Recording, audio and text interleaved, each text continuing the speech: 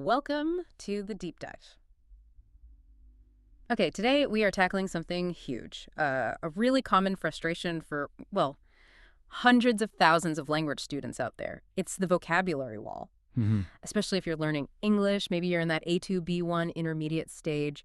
You know this feeling. You can read an article. You recognize words. Yeah, you see them, you nod. Exactly, but then you try to speak and then poof, it's all gone. You just feel stuck because the words you need, the ones for actually talking, they just aren't there. Oh, absolutely. It's really the core hurdle, I think, for intermediate learners. You do the work, right? You see a new word, you write it down, maybe translate it. Look up a sentence, yeah. You might even do that. But then when you're in a real conversation, real time, Mm-hmm. that word just stays stuck in your mental notebook. It won't come out. Right. The knowledge feels passive, Yeah. kind of useless when you actually need it as a tool. That difference, passive versus active, that's so critical. And the sources we're looking at today really get into that specific problem. You do. So our mission today is pretty clear. We need to figure out how to stop just collecting words passively. We need to understand why maybe the old ways aren't working so we can build a solid, practical way to get new words into our active speech and keep them there for good. Yeah, we've looked at material that really fundamentally challenges that whole, learn from a list approach. Yeah. It shows us that seeing a word once, or even like 10 times in a notebook, that's just the beginning. It's definitely not the end goal. Okay, so let's unpack that. The sources jump right into a problem with the language we use to talk about learning language. Specifically, misusing the word learn. That's exactly it. If you find yourself saying, oh, I learned that word last week, but I forgot it, the material we read argues pretty strongly, actually, that you didn't learn it at all. You just got familiar with it. Precisely. Familiarity. You achieve familiarity. And familiarity, especially maybe for someone at that A2B1 level, that sounds kind of dangerous. It gives you this false sense of, oh, I know this. It does. It's an illusion of competence. Right. So it means you saw it, maybe you understood the translation in that one sentence you saw it in, but you never actually did the work to integrate it, to make it something you produce. It's just passive knowledge. It works when you see it, but not when you need to pull it out yourself. And this passive expectation, unfortunately, is kind of baked into a lot of traditional teaching methods. Mm-hmm. Think about those word banks you get with a reading text. Oh, yeah, definitely. Like maybe the text is about, I don't know, a gardener, and the list gives you trowel, compost, pruning shears, things like that. You spend 5 minutes, translate them, feel like, okay, got it, and move on. But here's the critique. Hmm. The learning environment never actually demands that you use those words. Unless you immediately, go out of the garden and start saying, okay, I'm holding the trowel, or this needs compost. You're not applying it. You're just reading and translating. You aren't learning it in an active sense. You're just getting familiar with words that are totally separate from your actual life. Mm-hmm. And so they disappear. And that's why learners feel stuck. Huge amount of passive familiarity, almost no active vocabulary to draw on. Exactly. That's the A2B1 trap. Okay, so if just making lists and translating doesn't bridge that gap between familiar and truly learned, how do we even begin to choose what to learn? I mean, English feels endless sometimes. Right. Where do you even start? Yeah. So the sources point to a first crucial step: being selective, focusing. Yeah, the first big recommendation for actually building stable vocabulary is about structure and selection. Stop trying to learn, a little bit of everything vaguely. Okay. Instead, the advice is choose one single topic, something you genuinely care about, something you're passionate about, maybe a hobby, can be your job, a specific interest, and focus your vocabulary learning really intensely right there. Okay, I can see how that would feel stabilizing, especially for an intermediate learner. When you're at that A2 or B1 level, just the sheer amount of English vocabulary can feel, well, paralyzing. Totally. This gives you boundaries, like, okay, this is my area right now. Precisely. And this connects right back to what we said earlier, trying to be perfect, trying to learn everything is just a recipe for burnout. Mm-hmm. The goal, according to these sources, should be learning maybe 90% of everything about that one topic, not 100%. 90%? Why not 100? If I'm really passionate about, say, cooking, why wouldn't I want to know every single term? I want it all. I get that urge. But think about it. If you try to hit 100%, you end up spending a massive amount of mental energy chasing that last 10%. The really obscure stuff. Yeah, the low-frequency words, the super specialized terms, the things you might use like once a year, Yeah. if that.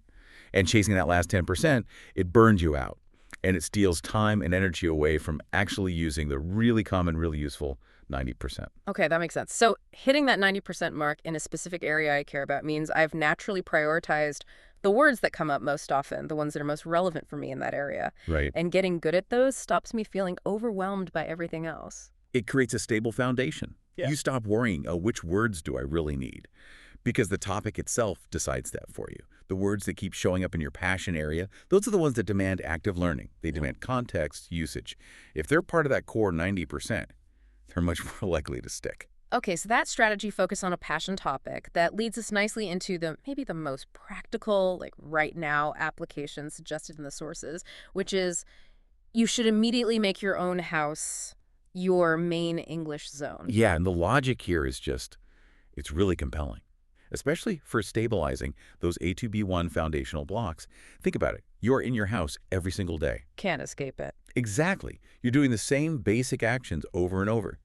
That constant, unavoidable environment provides the huge amount of guaranteed repetition you need to push words from just familiar to truly learned. You see the object, you do the action, you say the word potentially hundreds of times. I really like this English zone idea, but I can almost hear some listeners thinking, okay, sounds good, but what if I live with my family and they don't speak English? Isn't it weird to just talk to myself about washing dishes? Well, yeah, it might feel weird at first, but that slight awkwardness, that's actually where the learning happens. The sources really insist that the best way to shift to active vocabulary is through self-talk, describing what you're doing. Even if it's silent, like in your head, or Look, whispered. Even if it's silent or whispered, yes.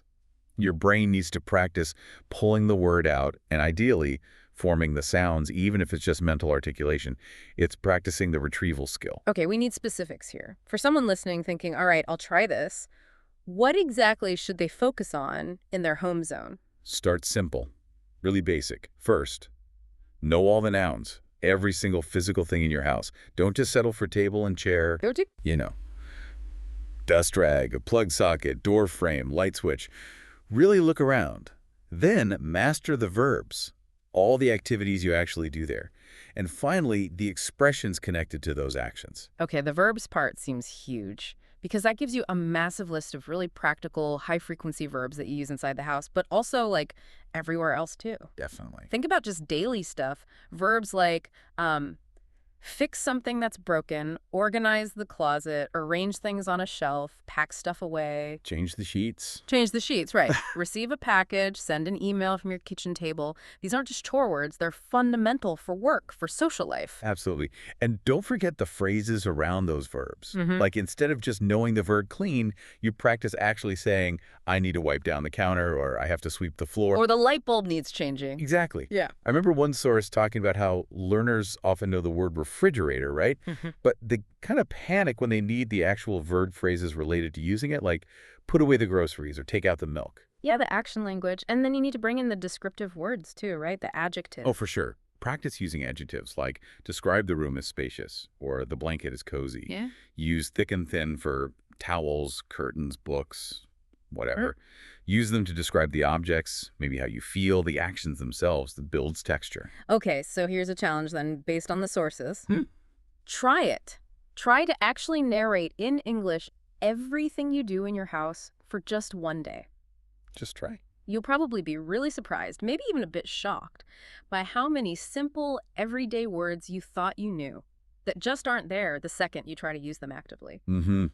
That moment of struggle, that's not failure. That's where the real learning has to start. And this connects to why that English zone strategy is actually pretty clever linguistically. The verbs you really master in your house, they aren't just for the house. They're incredibly flexible. They're a tool you can use in loads of different situations. This is where you shift from just learning a word to learning a core concept.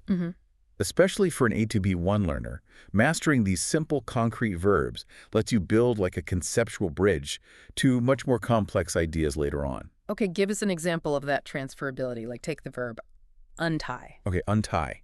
So maybe you're practicing in your hallway, untying your shoelaces. You're mastering the core idea of separating something or releasing something that's fastened. Right. That core meaning. That's why you can then apply that exact same verb, untie, take out a bow on a gift, or untie a knot in a rope. You could even later on talk conceptually about untying a complicated problem. You've learned the linguistic tool for that basic action concept. Okay, yeah, I see that. Or how about peel? You might practice that peeling potatoes in the kitchen. Right. When you're peeling potatoes, you're mastering the concept of removing an outer layer, something non-essential, usually with a specific tool or force. Mm. And because you understand that concept, you can apply the verb peel to tons of other things. You can peel a sticker off something or a label. You can peel wallpaper off a wall, peel a price tag, or even carefully peel a Band-Aid off your skin. It's the same fundamental action, different object. Exactly. The cognitive action is the same. Let's do one more, maybe. Plug in, like plugging in the toaster, your phone charger. Good one. That action teaches the concept of connecting something to make it active, usually using some kind of interface, right? Yeah. So that conceptual muscle memory helps you understand and eventually use related verbs, maybe like connect, insert, or even power up. By focusing on these simple, high-frequency actions in your repetitive home environment, you build this core toolkit of language. And that toolkit can handle way more complex situations down the road. It's like building with strong, simple blocks first. Precisely. Okay, so before we wrap up and everyone rushes off to label their furniture, there's an important word of caution from the sources, especially for intermediate learners. Yes, definitely. Be careful. Don't start trying to learn, fancy words you'll probably never actually use or see often or really understand how to fit into a sentence properly. Because if you just learn some impressive-sounding word from a list, what happens? It just stays familiar, Mm. and then it disappears. And you just get more frustrated. So when does a word stop being fancy and start being, like, necessary? How do you know? It stops being fancy when it shows up naturally and repeatedly within a topic you're already deeply engaged with. Remember that 90% topic focus. Your passion area. Right. If you're focusing on, say, computer programming as your 90% topic, and the word algorithm keeps appearing in things you read and watch, Mm. well, then algorithm isn't a fancy word anymore. It's a necessary high-frequency word for your specific needs. Okay. That context, that necessity, that's what makes it stick, not just seeing it on a random list. So what's the bottom line here? What does this all mean for you listening? It means stop chasing thousands of random words you're just going to forget. Master the language of your own life first. Stabilize that A2B1 foundation by actually using words actively in a place where you get that repetition automatically. Your house might seem, I don't know, simple, maybe even a bit basic as a learning zone, but it really holds the key to unlocking fluency. If you can successfully move the language of your everyday life from just passive recognition to active, confident use, well, that leads to a great question. Which is? Once you've really got a handle on the 90% vocabulary of your home life, what passion topic will you choose next to dive into? What's your next 90% goal? Happy learning. Absolutely. So get started today. Make your kitchen, your living room, your bedroom. Make your whole house your first and probably most effective English zone. We'll get you on the next deep dive.